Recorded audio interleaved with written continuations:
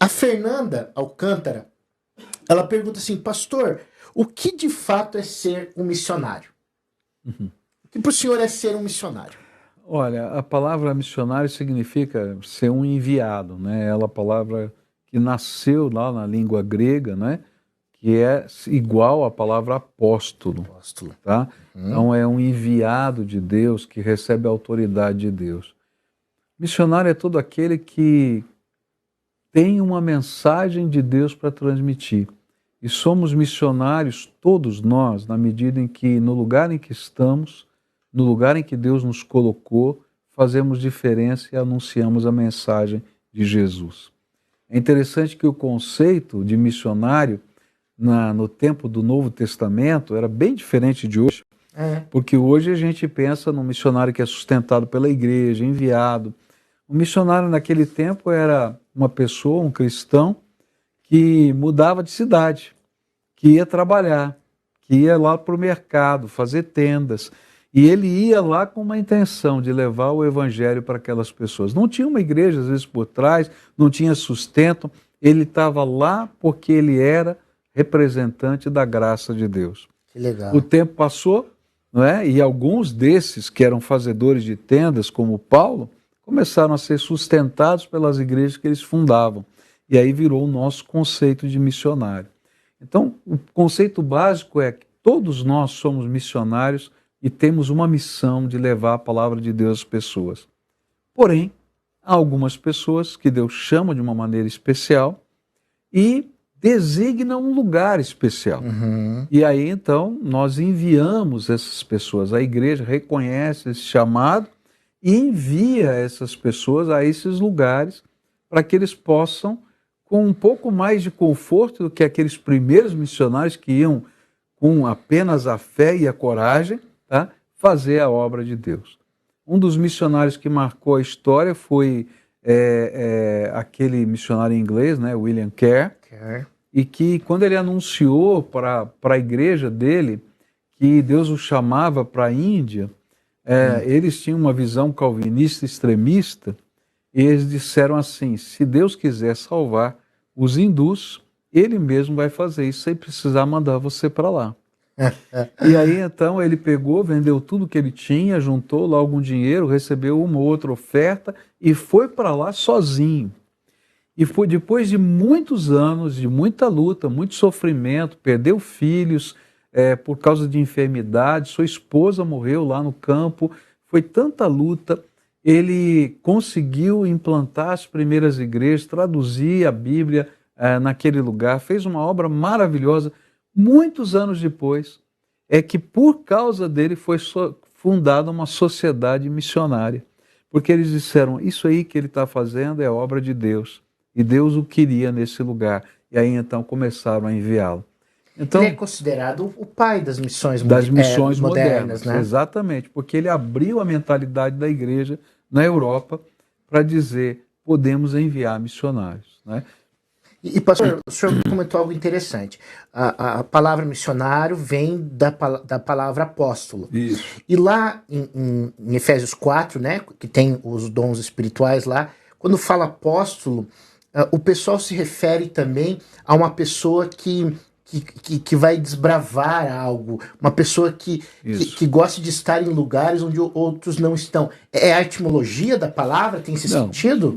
A ideia do apóstolo é o enviado com autorização. É uma palavra técnica, como se fosse um procurador. Tá? Essa era uma palavra. Tá? Então é alguém que é enviado com autoridade, com comandos, né, para poder fazer a obra.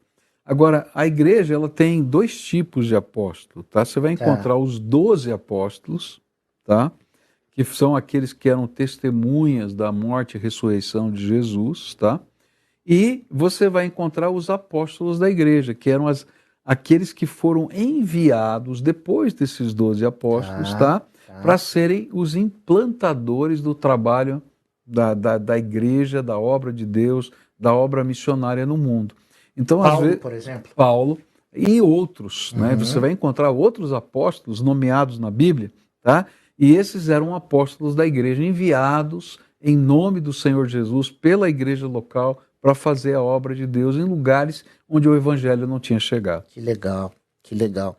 E o senhor comentou também, eu fiquei curioso, né, que no início, como Paulo cita ali, escreve em 1 Tessalonicenses, né, ele fala para os cristãos de Tessalônica que ele nem pediu sustento para eles. E hoje, talvez, então, existe esse novo conceito de missionário que entra nos países através da sua profissão também? Sim. A maioria hoje dos missionários, né, que estão, vamos dizer assim, no mundo fechado para a pregação do evangelho, não conseguem entrar como um religioso. Eles entram como engenheiros, como médicos, como professores, como profissionais liberais, como representantes de empresas, tá? Uhum. E eles vão para lá para fazer a obra de Deus e também fazer o trabalho. Sim, porque se eles sim. também não desenvolverem o trabalho, serão expulsos do país. Então eles fazem as duas coisas à semelhança dos primeiros missionários. Legal. E uma pergunta aqui também da Tayana Barreto. Ela conta que ela tem uma pessoa muito querida, próximo dela, amigo, que é um umbandista. E ela fala como alcançar essa pessoa para conhecer o evangelho. Eu diria o seguinte, né?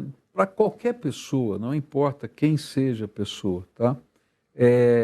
A gente tem que aprender a orar por essa pessoa. A primeira coisa que a gente faz é orar, porque quem convence do pecado, da justiça e do juízo o Espírito Santo de Deus. Então, o primeiro papel é oração, tá?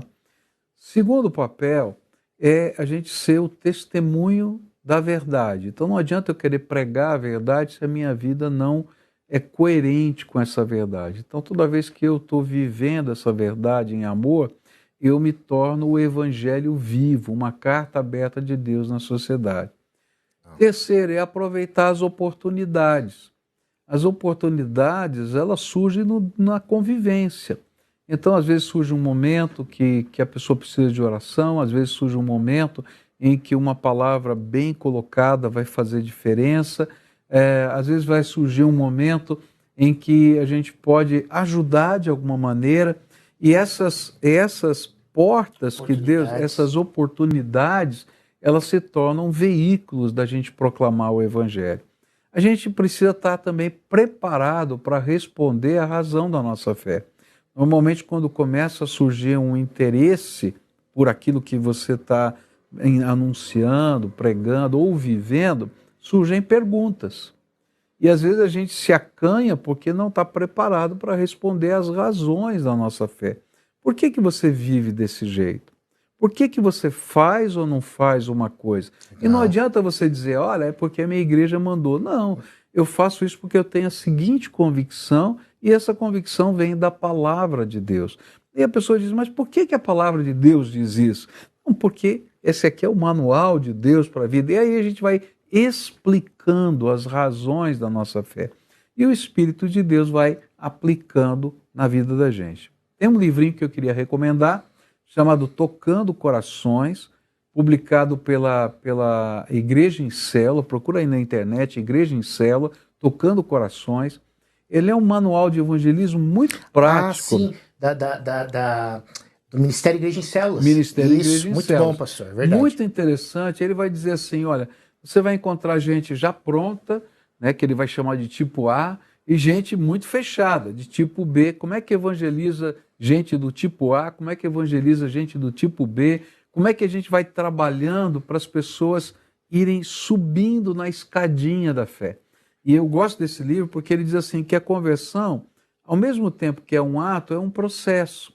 Então, a gente, quando está evangelizando alguém, a gente quer realmente que a pessoa receba Jesus imediatamente. Mas a gente tem que saber que às vezes a pessoa vai ter que subir um degrauzinho. Dizer, olha, eu não acreditava nisso, mas agora estou crendo. Olha, eu não pensava exatamente assim, mas agora eu talvez pense assim. E a gente vai crescendo nesse processo do ensino da palavra. Tocando Corações, Ministério Igreja em Células. Ministério Igreja em Células. Lá você encontra todo o material deles. São 12 livrinhos. Um deles é sobre Tocando Corações. Isso.